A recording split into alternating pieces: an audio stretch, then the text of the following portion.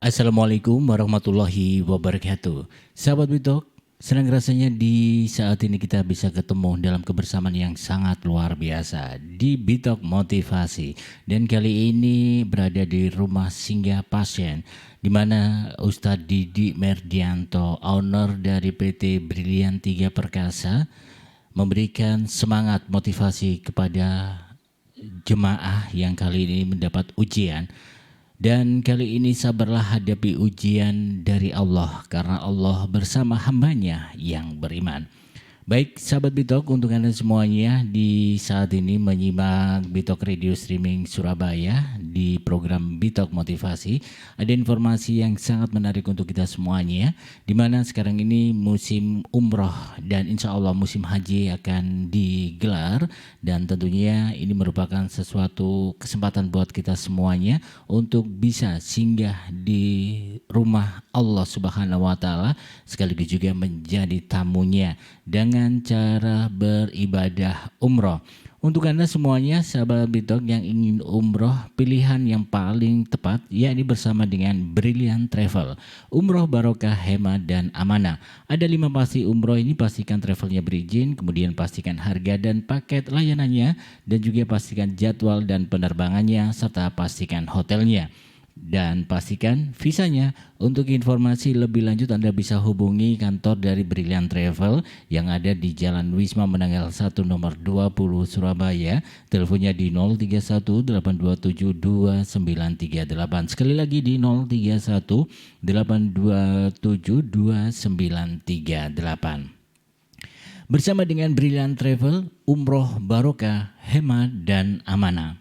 Sahabat Bitok, informasi yang satu ini lagi bisa Anda manfaatkan bersama dengan Smart Private. Apa sih Yohan untuk Smart Private ini? Smart Private LBB Private Online. Guru datang ke tempat Anda, datang ke tempat bimbel itu sudah biasa, dan didatangi guru bimbel ini baru yang luar biasa. Dengan Smart Private Anda bisa juga mendatangkan guru les kapanpun juga dan dimanapun juga sesuai dengan kebutuhan Anda. Ayo tunggu apa lagi? Segera download aplikasinya di Google Play Store ataupun juga hubungi kantor dari Smart Private yang ada di Jalan Wisma Menangal 1 nomor 20 Surabaya. Teleponnya di 0318282183 atau di WhatsAppnya di 082233278784, Facebook dan Instagramnya di Smart Private Indonesia. Baik sahabat Bitok, kita nikmatin bersama-sama dan kita coba untuk menyimak motivasi yang diberikan oleh Ustadz Didi Merdianto, owner dari PT Brilian 3 Perkasa, yang kali ini memberikan sebuah motivasi kepada jemaah yang mendapatkan ujian dengan topik sabarlah hadapi ujian dari Allah, karena Allah bersama hambanya yang beriman. Kita saksikan bersama-sama. Alhamdulillah wa naudzubillah min sururi anfusina wa min sayyiati a'malina may yahdihillahu fala mudhillalah wa may yudhlil fala hadiyalah. Asyhadu an la ilaha illallah wa asyhadu anna Muhammadan abduhu wa rasuluh. Bapak Ibu yang dirahmati Allah, yang sangat-sangat dicintai Allah, dan para relawan yang hadir pada sore hari ini, dan kita juga tim dari relawan juga yang juga hadir pada sore hari ini, kami sangat-sangat menghargai sekali. Bapak Ibu sekalian, mohon maaf saya bukan menceramahi atau menggurui ya, tetapi saya sharing dan memberikan semangat motivasi mengenai arti hidup ini ya. Oke, yang pertama saya ingin tanya dulu Bapak Ibu sekalian, kalau Bapak ke bengkel, kalau kita sakit, kita bagaimana? Ke rumah sakit. Sampai rumah sakit tuh ditanya sama dokternya itu, sakit apa Bapak? Sakit apa Ibu? Betul? Di bengkel juga ditanya, keluhannya apa ini mobil ini? Ya. Sepeda motor keluhannya apa? Mobil ini keluhannya apa? Kan gitu, betul ya Pak? Tapi kalau kita datang pada Allah, nggak perlu nanya itu. Nggak perlu nanya. Allah itu terbuka 24 jam Bapak Ibu sekalian. kita dibukakan pintu rahmat, dibukakan pintu itu sepertiga malam yang paling afdol. Itu sudah Allah memberikan firman-Nya kepada kita semua. Nah, Bapak Ibu sekalian yang dirahmati Allah, saya sebetulnya ingin mengajak Bapak Ibu sekalian, di dalam hidup ini, di ayatnya yang difirmankan oleh Allah, wala khalaqul jinna wal insa illa liya'budun. Tidak aku ciptakan jin dan manusia kecuali hanya untuk mengabdi kepadaku. Nah, Allah ini sebetulnya menciptakan manusia bukan untuk bermewah-mewah, untuk mencari harta kaya raya, tidak. Cuma satu, mengabdi, Bapak Ibu. Ini yang paling kita pegang. Jadi kita di dunia ini untuk ibadah. Nah, ini kita pegang dulu kuncinya. Betul nggak Bapak Ibu? Kita pegang dulu kuncinya ibadah. Jin juga ibadah, manusia juga ibadah. Nah, pertanyaannya sekarang, kenapa Pak kok melenceng-melenceng dan sebagainya, banyak hal yang mencari dunia dan sebagainya. Itulah sebetulnya janji iblis sampai ke anak cucu Adam, dia akan menggoda. Karena dia diturunkan dulu dari surga sebetulnya. Itu iblis, Masya Allah Bapak. Dia itu dulu sebelum diciptakan manusia, zikirnya dia lebih hebat daripada malaikat. Luar biasa, zikirnya itu. Begitu Nabi Adam diciptakan, di semua suruh sujud dan sebagainya, malaikat sujud kepadanya, iblis tidak mau sujud. Akhirnya dia memilih apa? Memilih dia keluar, gak mau sujud. Aku lebih hebat daripada manusia karena aku diciptakan dengan api, manusia diciptakan dari tanah. Nah, saat itulah iblis karena sudah dikutuk, laknat, dia sudah berikrar untuk mengganggu atau menggoda manusia sampai akhir anak cucu Adam. Sampai-sampai Nabi Adam digoda itu. Keluar dari surga sampai di dunia. Begitu juga kita Bapak Ibu sekalian. Nah, kita kupas nih ya. Kita sekarang di dunia. Bapak Ibu harus tahu, nanti Allah akan menyaring siapa-siapa di antara mereka yang aku uji itu siapa-siapa yang baik imannya. Seperti kita. Itu akan diuji Bapak Ibu sekalian. Apa ujiannya? Nah, kita kupas sekarang. Ujian level 1 Bapak Ibu sekalian, itu diuji keimanannya oleh Allah. Jangan dikira mereka mengaku beriman dan aku tidak uji. Allah berfirman bahwa setiap manusia itu akan diuji. Betul ya? Nah, sekarang ujian itu ada levelnya Bapak Ibu. Kalau ujian seperti di sekolah, ada levelnya seperti SD, SMP, SMA. Mahasiswa, apa sama ujiannya orang SD sama SMA? Tidak sama Bapak Ibu. Nah, ketika kita, ini ujian yang kita analogikan ya. Orang sudah nggak mau sholat di masjid dan sebagainya, kita sholat di masjid, diuji sama Allah, dikasih gerimis tuh, dikasih gerimis Bapak Ibu sekalian. Apa yang terjadi? Mereka jalan, wah imannya level 1 udah lulus, ya level 1 udah lulus. Ini analoginya gerimis ya tadi ya, tapi bisa ada ujian lain. Kedua, hujan, diturunkan hujan, kira-kira gimana imannya itu? Sudah menyakiti itu, kena tubuh dan sebagainya. Ya, itu sudah masuk level 2 nih, mungkin SMA, mahasiswa ya. Nah, ketika dia diuji lagi sampai sempoyongan Bapak Ibu, dia diberi kesakitan sampai sempoyongan dia jatuh, itu sudah sempoyongannya. Masya Allah, itu kalau orang-orang sufi bilang Alhamdulillah, karena dia diuji dari level yang paling tinggi Bapak Ibu sekalian. Sakit.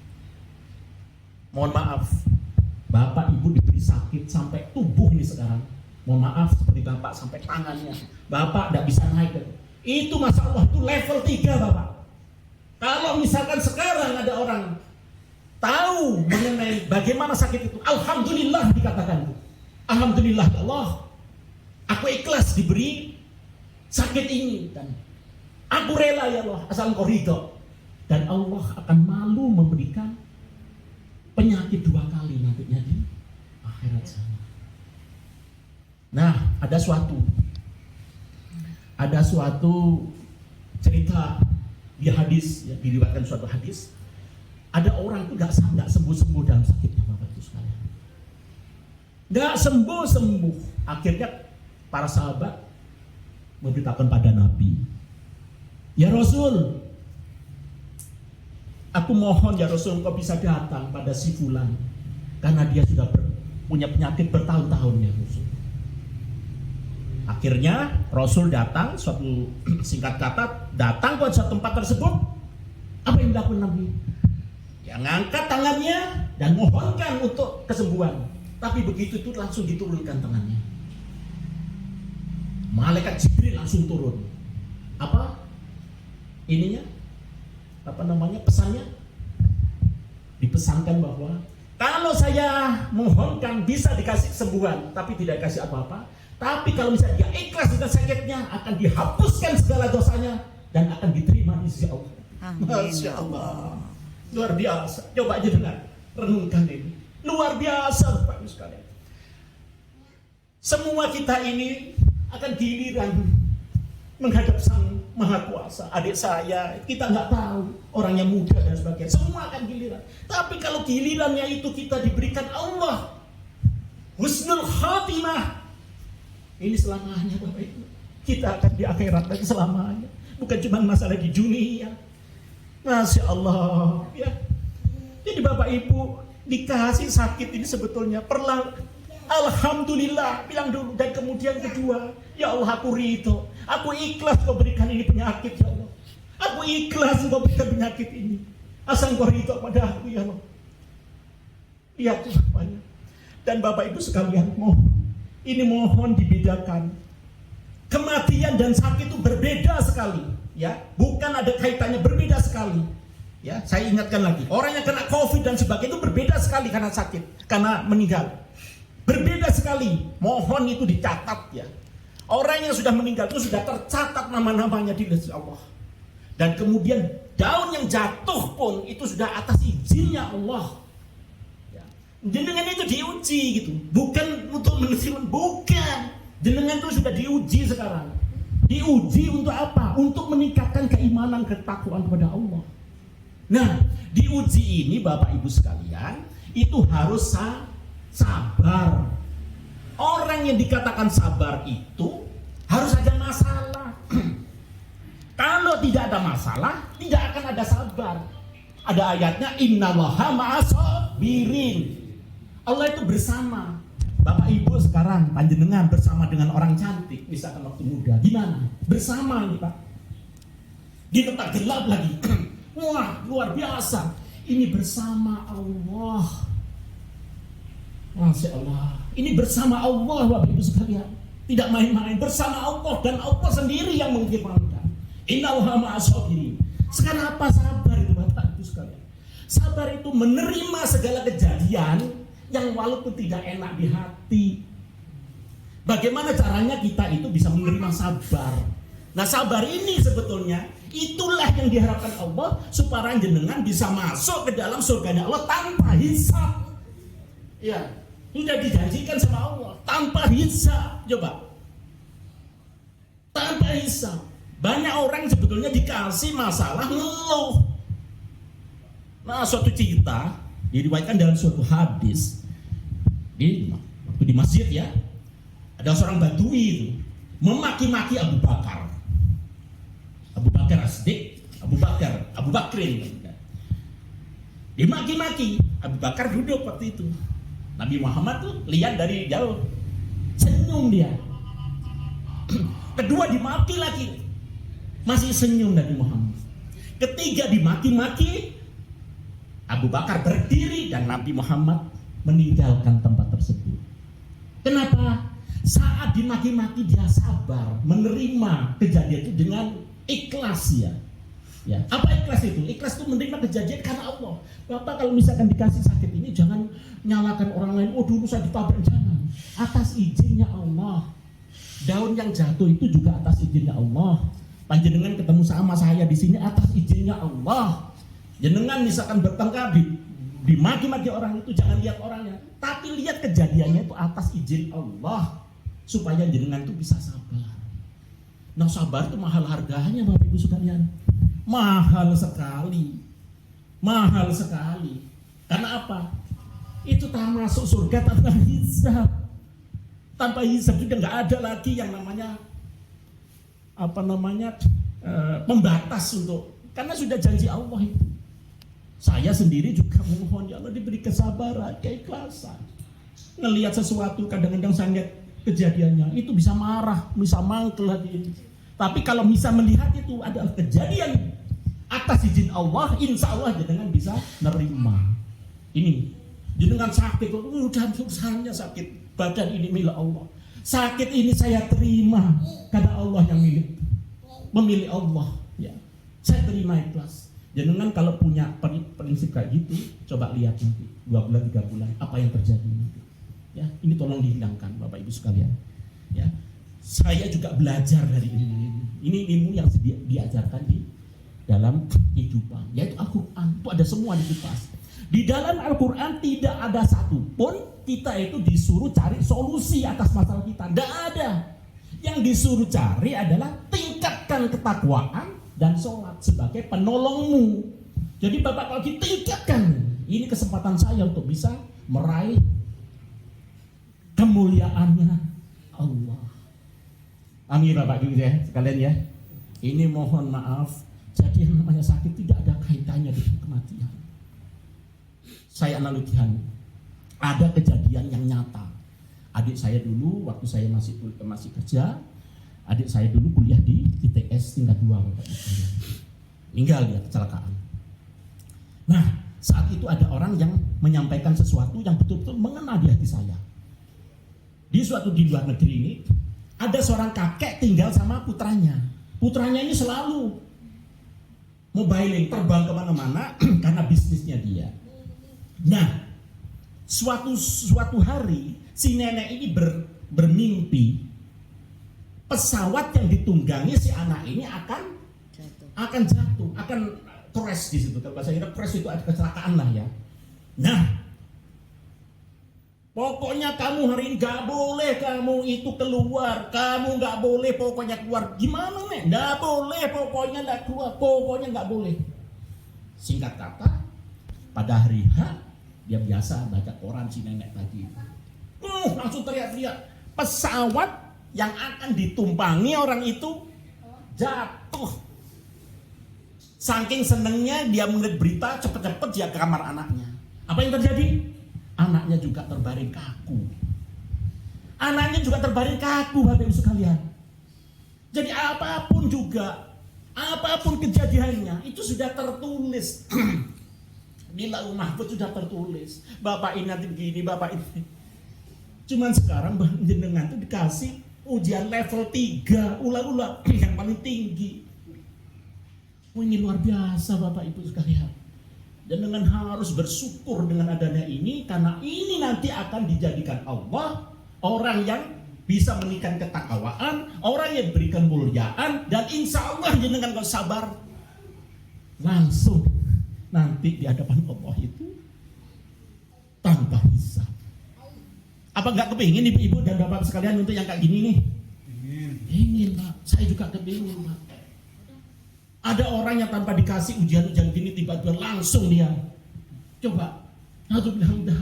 Kita ini sebetulnya masih bersyukur. Paling tidak bapak mesti ya Allah ampuni dosa kami. Bertobat itu pasti. Bagi orang-orang muslim mukmin ini kan akan dilakukan. Dengan sekarang saya alhamdulillah bisa ditemukan emak ini, alhamdulillah. Itu apa? Karena jenengan sudah sabar sama Allah diberikan jalan. Padahal bapak jenengan tidak ngerti kalau misalkan itu jalan memang Allah yang memberikan supaya jenengan itu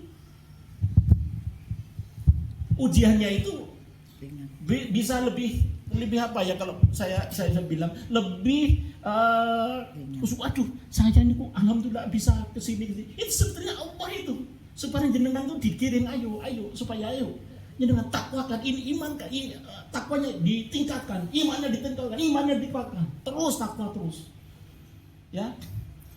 Nah ini Bapak Ibu sekalian, saya sambil menggebu-gebu kaki motivasi karena senang sekali dengan jenengan tuh level-level 3. Level-level yang sudah tinggi, boleh dikatakan level-level sudah guru besar. Jenengan harus tahu itu.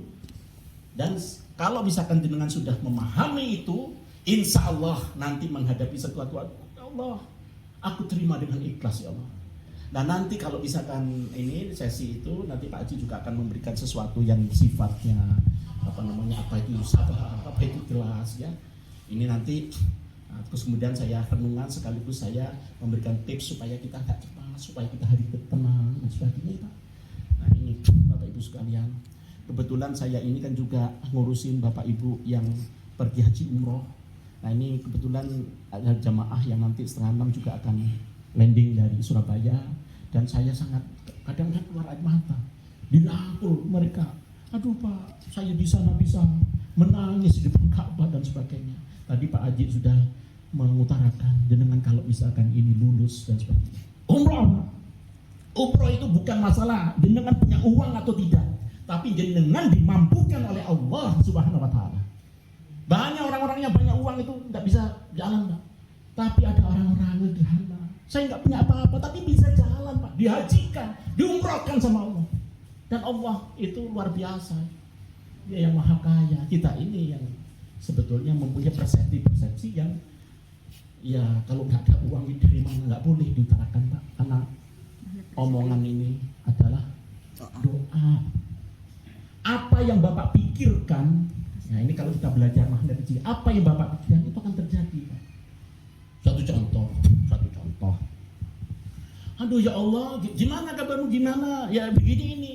Ya miskin aja, kayak enggak boleh. Itu sebetulnya sudah Allah ijabah. Ya miskin beneran Pak. Enggak usah man.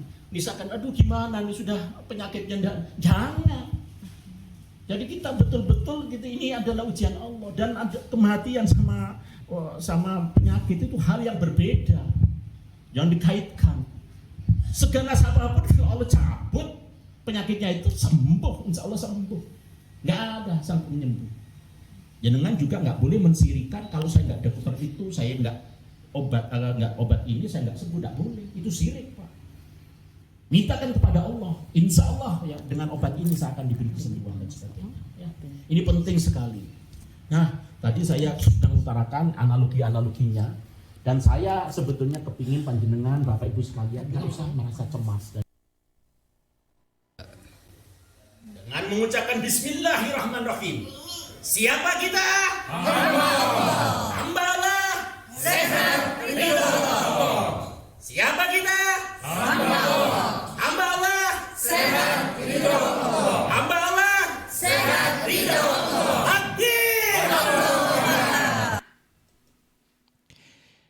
Sahabat Bitok, dengan demikian sudah untuk perjumpaan Bitok Motivasi di kesempatan kali ini di Rumah Singgah Pasien. Semoga memberikan sebuah semangat tersendiri buat kita semuanya, dan yang pastinya tetap beriman kepada Allah Subhanahu wa taala. Baiklah kalau gitu sahabat Bitok, tetap terus simak Bitok Radio Streaming Surabaya. Anda bisa mengaksesnya melalui radio.garden, searching Bitok Surabaya dan install saja serta tempelin ke Android Anda.